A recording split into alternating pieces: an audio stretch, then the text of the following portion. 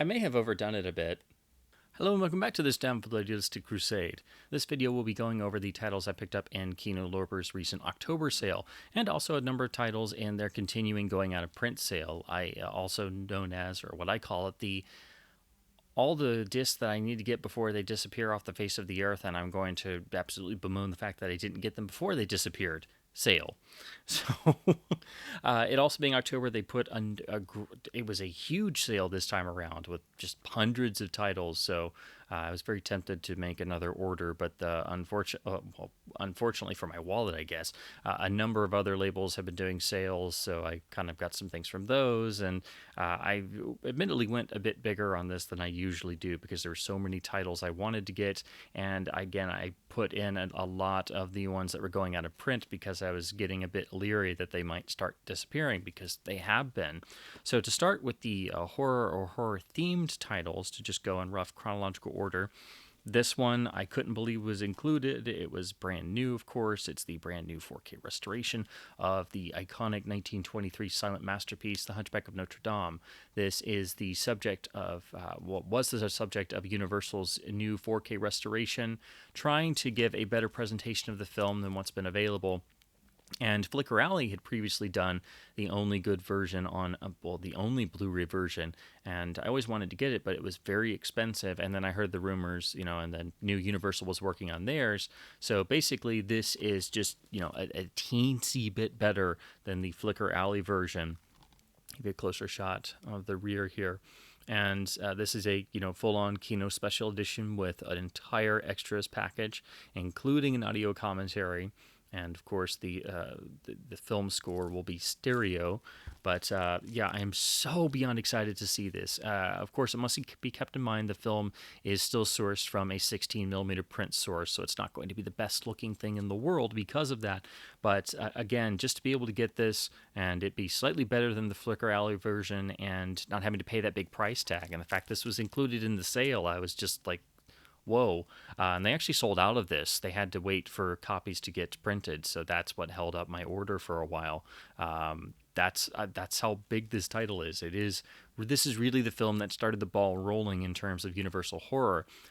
Phantom of the Opera came around, then Man Who Laughs, and then some other films in the silent era like Cat and the Canary. But without this film really starting the ball rolling, we wouldn't have gotten Phantom. This was one of the big films of Lon Chaney Sr.'s career, one of his iconic roles here as Quasimodo.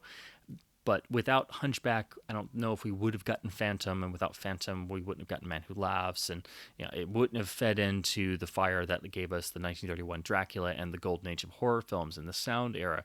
So Hunchback is important for many reasons, but chiefly that being one of them. So next, because it was in the sale, even though I know it is a problematic release, as are all versions of this film, I had to go ahead and grab Kino's Phantom of the Opera release. This is their 2-disc version that does try to give us both the 1929 partial sound remake, or I should say a partial talkie version, and a version of the 1925 original with some extras. But like with all versions of this film, the film had such a complicated release history that there is no definitive version, and there are different restorations, there's different attempts at the color tinting, there's different presentations of the versions, and there are many, many different versions.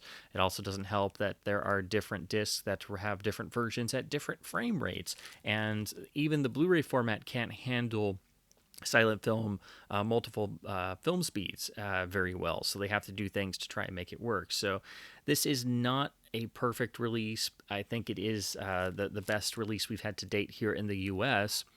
It does go kind of hand in hand with the BFI version in Region B, which has its own extras and its own quirks. So I would one day love to get that version as well. But we have still yet to see a completely perfect version of Phantom in terms of a Phantom of the Opera release with a full-on restoration of the 1925 version, the original version, I should say, with all the extras and with proper film speeds and proper transfers and proper color tinting without any issues whatsoever. There is no perfect version, and there are, of course, a multitude of scores for the film. Some people love some of the older scores from the Laserdisc era, some love some of the DVD scores, and it's just one of the films you have to experience sooner or later. And I do prefer the 1925 version, but the 1929 version looks much better because it has better materials and has been fully restored multiple times. So it looks a lot prettier, of course, but I do prefer the original 1925 version. In terms of if you're just new to the film, this is probably the best place to start. It's not perfect, but it does have nice extras. It does give you at least a version of each of the versions in terms of 1925, 1929 version. And when it was on sale, this is like a third of what it goes for. So I knew I would be wanting to watch Phantom really bad after watching the Hunchback restoration. So I just went ahead and got this, and I wanted to look at it for myself, outside of what I've looked at reviews. And this pretty much took the place of the older Image Blu-ray version, which itself had issues, and had a second version, which itself wasn't perfect. So this sort of fixes some of the stuff from the Image release and takes the place of it, but itself is not perfect, admittedly. Next up is another Kino disc I've wanted to get forever, and it was thankfully in the sale, and so I had to go ahead and finally get White Zombie, the iconic Bela Lugosi starring film that is one of the most atmospheric films you'll see in the golden age of horror. It must be seen for Lugosi's performance and its atmosphere. The story itself, admittedly, is a bit thin, as are some of the other characterizations. You can definitely tell, this was made outside the auspices of a major studio, and you're really coming to it for Lugosi and the atmosphere and the fact that there are, zombies walking around. But again, it's so unbelievably atmospheric. You wind up wanting to watch it every Halloween, and this is a great way to do so. However, like with Phantom, it does have issues of its own. This is one of those where they have a restored version and the unrestored version, as though it claims on the disc. And you will want to look at the unrestored version because when they did this restoration for disc, it applies so much digital noise reduction and other nastiness that the restored version looks horrible, and so you will want to watch the unrestored version even though it's not cleaned up and it has pops and ticks and scratches and things. I'm totally fine with that if that's what we have to do to get away from the DNR version.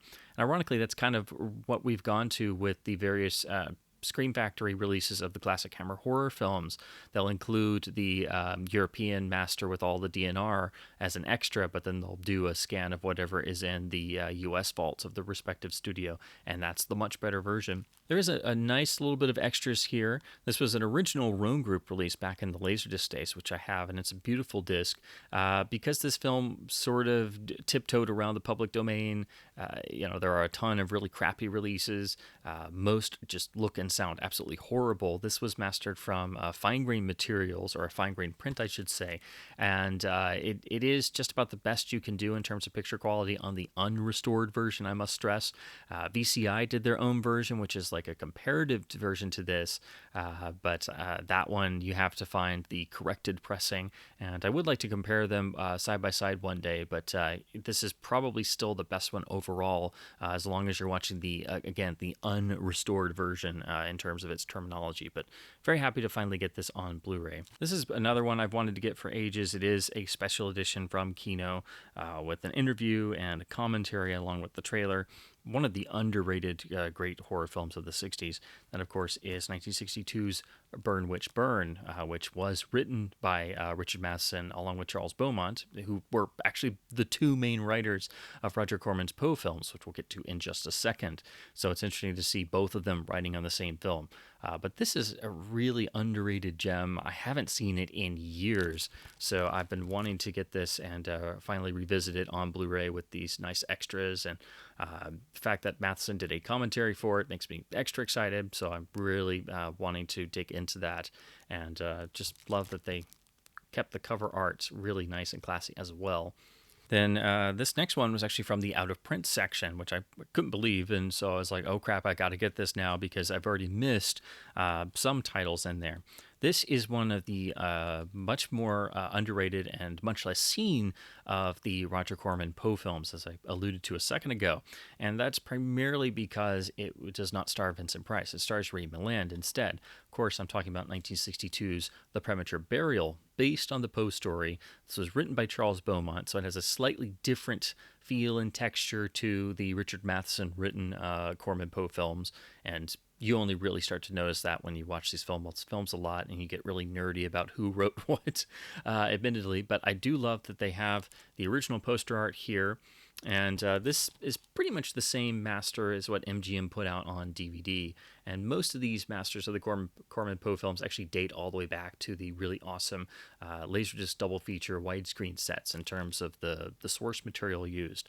But it does bring over the DVD extras, so you get those, plus you get the trailers from Hell piece, and it's also interesting. It does have a new piece that Joe Dante did for Premature Burial, and again, this is a really underrated title of the Corman Poe films. It's not seen as much because everybody likes to talk about the Vincent Price ones, but I think it also shows maybe a little bit of Hammer influence here and there, as do most of the Corman Poes. It definitely is on the whole, it is a little bit weaker. It does kind of rely on jump scares a bit too much here and there. But Ray Milland is excellent. He's basically, in terms of the characterization, it's basically standing in for what would have been a Vincent Price vehicle. But I really love the nightmare sequence in this film. It's one of my favorite of the Corman Poe nightmare sequences. And the ending is absolutely fantastic. In fact, my favorite part of this film is its ending.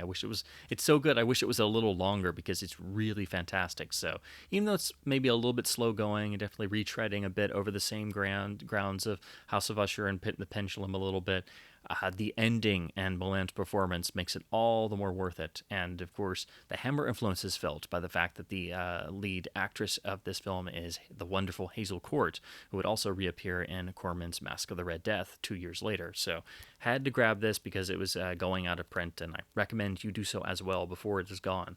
Then next, which is also in the going out of print sale, this one, it's hard to describe. It's not a Corman Poe film, but it is American International trying to continue on with the Poe films after Corman had left, and they have Vincent Price starring in it. So it sort of stands on its own, but it's not a Corman Poe film, but it is a Poe film. That is 1969's The Oblong Box, which brings Vincent Price together with Christopher Lee in what seems like horror movie heaven in terms of pairing and material. Again, I love their usage of original poster art. But it's been a very long time since I've seen this. It doesn't really stack up against the Corman Poe films. It does have a little bit more in terms of uh, darker themes and gore and things like that, because this is, again, 1969, where whether it was American International or Hammer or anybody who had been known for horror films, they were having to amp up those elements to match other films and the gradual loosening and throwing away of the production code and censorship. So I am really excited to revisit this on Blu-ray, and I had to grab it because it was going out of print. You do get a recording of Price reading the classic Annabelle Lee, and of course that just is heavenly. You get a trailer gallery of other Vincent Price films, but the big draw in terms of the extras is Steve Haberman, who is no stranger to horror commentaries, does a commentary on the film, so I will be definitely checking that out. So yeah, this will be revisiting this, which I haven't seen since, oh gosh, I think when I first got into the Corman Poe film, so it's been ages since I've seen The Oblong Box, but had to grab it because it was going out of print. Next, to move on to just the standard titles, running through these in chronological order. And again, this is a mix of sale titles and titles that were going out of print. This first one was going out of print, and this is a film that I encountered on Laserdisc first, actually pretty recently, and hadn't even realized Kino had done a Blu-ray of it, and then saw it in the going out of print sale. I was like, oh crap, because I don't see this great little film being released on Blu-ray again anytime soon. And that's, of course, 1933's Topaz. Which has been made into another film later on. Peter Sellers did a version of it, but this is a very high concept comedy. It's a very bitter, dark comedy. It's definitely a comedy of classes and a comedy of manners, but very, very pointed. And you can tell that the original source material was French. It definitely has that European intellectual vibe to it, and it is centered around two amazing lead performances by the great John Barrymore and my favorite Myrna Loy, who's one of my favorite actresses of the classic Hollywood era. This is just a wonderful film, beautifully put together, wonderfully shot, extremely intelligent, and has a lot of themes that stick with you. So I am really excited to check this out because it also includes a Kat Ellinger commentary along with original gorgeous poster art. So I couldn't believe this was in the out of print sale. So This will make a beautiful companion to the Laserdisc I've already enjoyed. So this is just one of those films that I encountered on LD first and then saw, oh crap, Kino's done a Blu-ray. And then I see it's going out of print and I'm like, oh, I've got to grab this because this was just a wonderful film when I experienced it. Next is the first of two restored Carol Lombard vehicles, I guess would be the easiest way to describe it. But this was the Celsync produced, William Wellman directed Nothing Sacred, which is a great classic. It's been done on Blu-ray before, and love the poster artwork used here. Just gorgeous, featuring Lombard. But this was from a brand new scan. It has a commentary by William Wellman Jr., who wrote a great book on his father's work, and couldn't believe this was in the going out of print sale. So I was like, of course.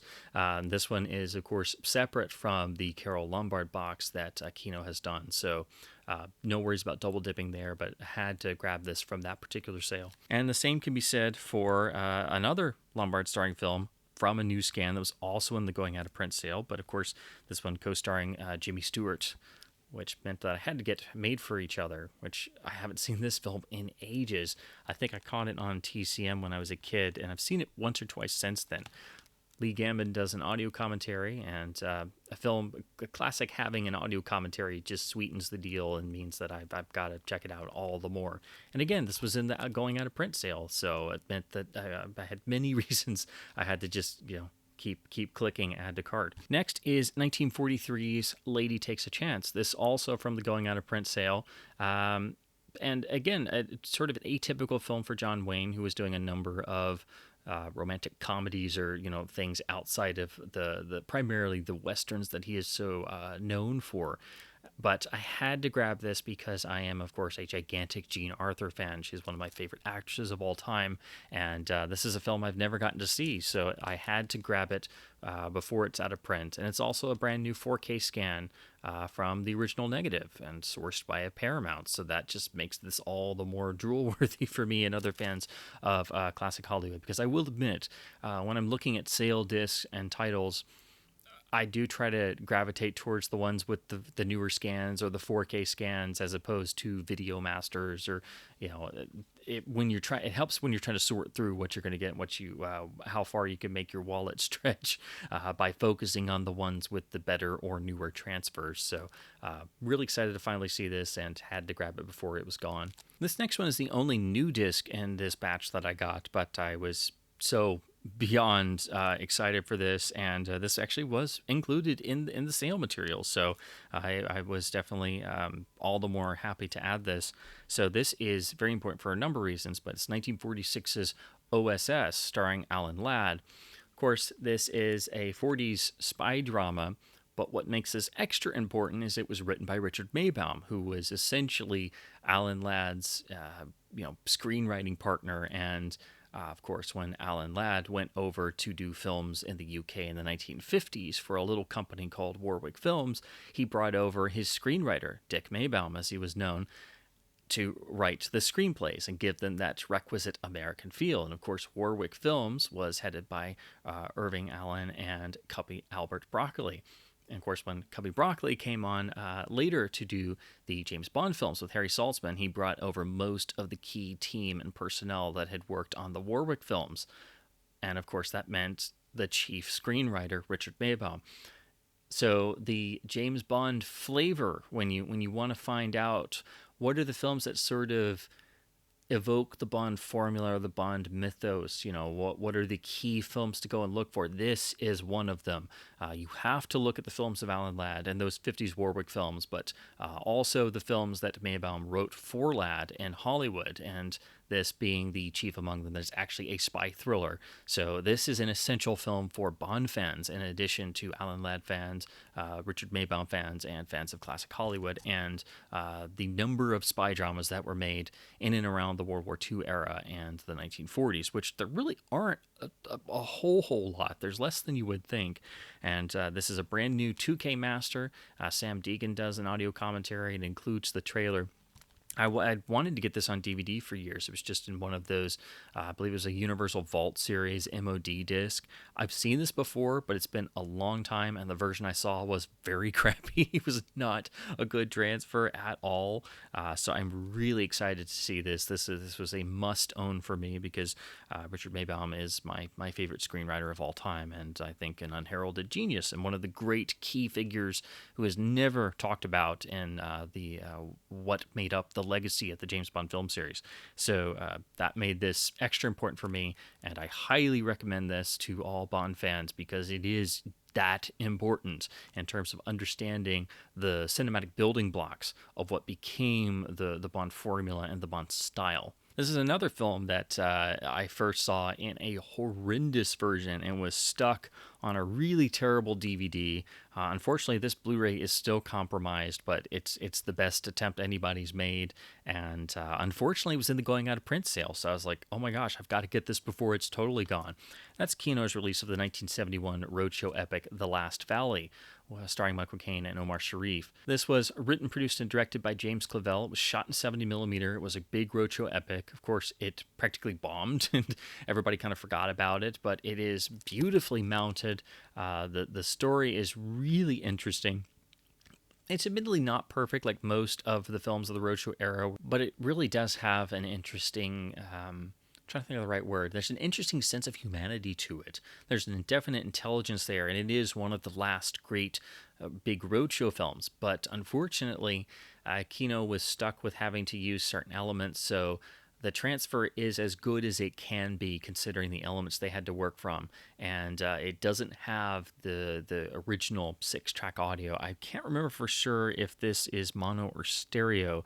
I think it may be just matrix encoded stereo. I think the old DVD was that way. I never owned the DVD, which was an MGM DVD, and I believe that was also non-anamorphic as well. I think it was based on an old master. This film has been kicked about over the years. So again, if you want to see this film looking halfway decent at all, you have to get the Kino Blu-ray, and it is going out of print. So I don't know if that means somebody else has licensed it or somebody will finally do a restoration of this film because it really does need it. But Kino didn't have the time or the budget for that, which is completely understandable because it would be a pretty mammoth undertaking. They did commission. There's an audio commentary and trailers are included. I finally found out about this film after reading about it, many different times. And of course, being a giant Michael Caine fan, it was on my watch list. But I actually came across John Barry's score for the film. I picked up the original soundtrack LP release and just, as with every Barry score, because he is my favorite composer, fell in love with the music long before I saw the film. And then when I saw the film, I had to rent the DVD, and that was, less than stellar, shall we say, in terms of the transfer. But I always hoped somebody would do it on Blu-ray and do a new scan and a restoration. So this is getting there, and it does have the original beautiful poster artwork. If this film interests you at all, I do highly recommend getting this before it is out of print because I don't know if anybody is going to work on this film or reissue it anytime soon, and I'm going to probably guess that they aren't. But I am just beyond happy that there's at least something now outside that really crummy old DVD, and I'm excited to check out the commentary as well. And then last for the standard releases, I have 1981's Charlie Chan and the Curse of the Dragon Queen, which is to date the last adaptation of the Charlie Chan character. And this was sort of done in the wake of Peter Ustinov playing Poirot for the two of the EMI Christie films based on Agatha Christie novels, both Evil Under the Sun and Death on the Nile. This was done in the middle of them, and it sort of has a definitely has a comical vibe. It is poking fun at the whole Charlie Chan concept, but it was not well received at all, to put it politely. But I've only seen pieces of it, and I've been actually finally exploring the classic Charlie Chan film series. I've been watching all of the original Fox and Monogram films for the first time, so this timed up perfectly, it being included in the sale. That now that I'm almost done with the nearly 50 Charlie Chan films that survive, this is the last one I needed to then finally watch. So then I've watched all the available films in chronological order. This is actually a Scorpion release, so it's a sort of partnership with Kino, who is, I guess, distributing it.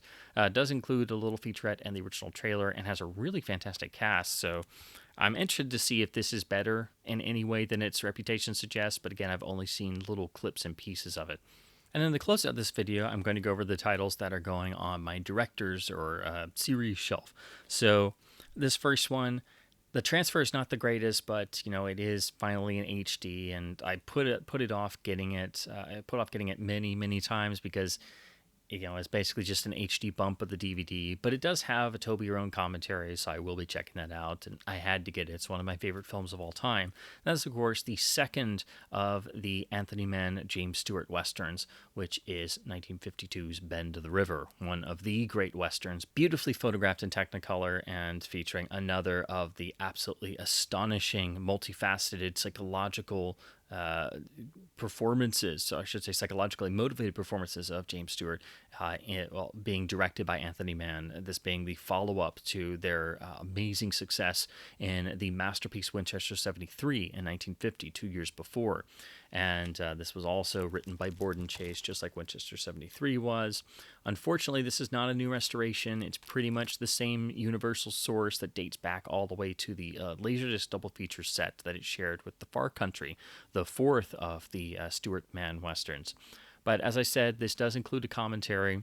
It is better than the DVD, just slightly, but it is the same master. There is some unfortunate color fringing. This film really does need a brand new 4K restoration. It would look beautiful. Unfortunately, we're not quite there yet. But at least it is available on Blu-ray now. I just have to hope that somebody else will eventually pick up the license and or Universal does a 4K restoration, as they've been doing a lot more of these in-house restorations. But I do, always compliment Kino and others when they use original poster art. So I'm at least happy this is on Blu-ray. But I will admit that I did wait for a sale before getting this because, again, I always feel bad spending my money on a Blu-ray that's basically just an HD bump of the DVD and just magnifies the problems the DVD had. So just if you go into this knowing that the master is old and that it is what it is, it's still an acceptable release. It's just still disappointing that one of the great westerns that's still underappreciated, I would argue, does not have a beautiful restoration like, say, for example, the next three films of the cycle now have in The Naked Spur from Warner Archive, and Arrow did an amazing release of The Far Country, a big special edition, and then Man from Laramie was restored by Sony in 4K and was done by Twilight Time and Masters of Cinema. So hopefully Bend of the River will get a release like that at some point, but until then, this is the only really good version on Blu-ray. Basically just adding a commentary, and it's slightly better encoding over the earlier German Blu-ray that uses the same master. Next is one of the really great and underrated westerns by one of the truly underrated, masterful directors, one of the greatest directors of all time. I'm, of course, talking about Jacques Tourneur and the western he made with Dana Andrews, Kenyon Passage, which is here on Blu-ray from Kino Lorber with original beautiful poster art. This is one of those films I've seen clips of, I've read about many times, but I've never gotten to see all the way through, and that's unfortunately pretty much a similar feeling you find with Tourneur's westerns, which he made a great number of them, but all of them seem to just fly under the radar outside of Western nerds and Western fan circles. So a great number of them, I've been able to read about them or see the trailers or see the poster or, see a little clip here and there, or maybe see one on TCM once in a blue moon. But, that's about it. So I'm really excited to dig into this. I've been wanting to see the rest of Tourneur's westerns for a great amount of time. And this includes another Toby-Your-Own audio commentary along with the trailer. So I'm really excited for this. I'm so happy it was in the sale this time. And then to close this out, I have two new 2021 Kino releases of Billy Wilder films, which they've been doing pretty much every Wilder film they can get their hands on, which I do applaud heartily, as Wilder's catalog is vastly underrated and underexposed in terms of people's knowledge of it outside of the famous handful of titles that are truly iconic. The first of these two is 1948's The Emperor Waltz, which stars Bing Crosby and is much earlier in Wilder's directorial career, still co-written by him and his legendary screenwriting partnership of Billy Wilder with Charles Brackett. And really excited to check out the HD presentation. But also, what makes this extra special is it includes a Joseph McBride audio commentary. McBride is definitely my favorite film biographer, and I'm really excited to look at this and the next film. He's been doing a lot of these great commentaries on these Wilder releases Kino's been doing, but he's just finally published his Wilder book this month that I am just dying to finally read. So this will make an excellent appetizer for that in terms of the commentary. But I am really excited to check this out. I've seen it on DVD a number of times, but I'm really interested to see what the jump to Blu-ray looks like, and of course, really excited to listen to the Joseph McBride commentary. And then to close out with the second Wilder title, this is of course 1966's The Fortune Cookie, which was the first film to pair Jack Lemmon with Walter Matthau. It's an absolute fantastically dark, cynical comedy that does have a nice human edge to it, but start to finish, it is just unrepentingly acerbic, dark, acidic, and the central conceit has been turned into stories many times since. It basically is, I think, trying to get at some of the feel of The Apartment, but on an even more cynical vein. And Walter Matthau just literally comes into the film and is a force in and of himself. It's a beautiful film. I don't like to discuss the plot of, because to do that, to even explain a whole lot of it, starts to give away the magic. But essentially, Jack Lemmon is a television cameraman who gets hit during a football game, but his rather, shall we say, less than completely honest and certainly not moral lawyer, played by Walter Matthau, decides to try and milk the network and the other parties for as much money as possible. So then it becomes an entire scheme to make Jack Lemmon basically tie himself up in casts in a wheelchair and play along with the charade just for as much money as they could possibly get. But of course, things start to spiral out of control, as they will. And if that setup tickles your fancy, and you've seen other films and stories since then of this same ilk, this is really where that comes from, and it is beautifully done with the traditional Wilder acerbic wit and deeply felt cynicism. Co-written by his great late period screenwriting partner, I.A.L. Diamond. This, again, very much also due to the widescreen black and white photography. Also harkens back to The Apartment and The Great 1-2-3. Also, maybe with a tinge of the forever underrated Kiss Me Stupid, which is a Wilder film I love and most people don't. So I am a bit of a Wilder fanatic, I admit it. But I'm really excited to look at this. And again, it does have the wonderful new commentary. I don't think it's a new transfer, and this film has been released before by Twilight Time, so I'm pretty sure it is that same transfer carried over. Of course, we do get original poster art, which is always a great plus for me. But the big draw here, outside the film itself and being a Wilder completist, is the McBride commentary. So that's it for this particular sale order. Again, their sale is still running. The October one has unfortunately ended already, but their going out of print sale has ended. And the Kino site almost always has some sale running, so I'm sure there'll be another sale relatively soon. But this October one was very, very large. I went far beyond what I normally do, and then I added in the 5 or 6 out of print titles that I was really most interested in. I already had those in my cart, and I thought, oh well, I'll wait for the October sale. There might be 1 or 2, and then they listed like 800 titles for sale, and I was like, I'm screwed.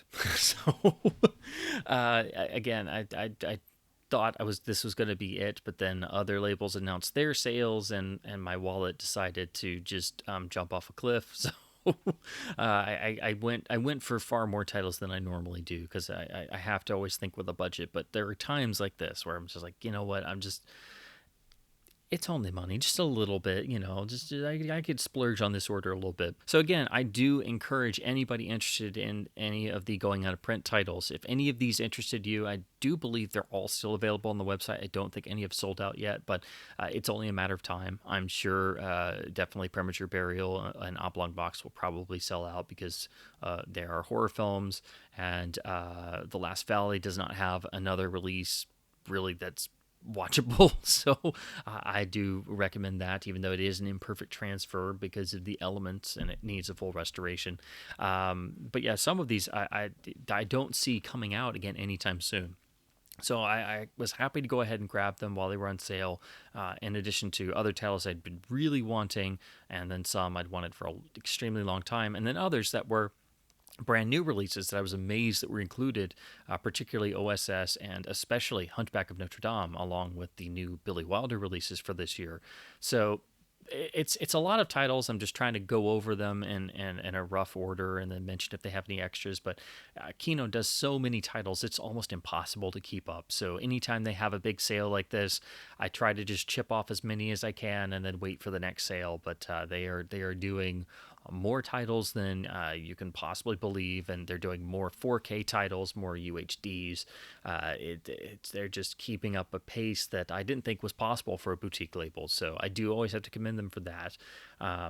Unfortunately, not every disc they do is a brand new 4K scan or even a 2K scan. A lot of theirs are, recycling video masters, but at least they are getting titles out on Blu-ray, and at least they are affordable, even when they're not on sale. So that combined with their, amazingly fast free shipping that I've never had an issue with, and their continual sales and trying to at least keep those of us who are disc obsessed and film obsessed, at least getting us more discs for our money with these sales. It is helpful and to be commended as always. But I just wanted to put together a brief video running over my big old box of Kino discs that just arrived a few hours ago.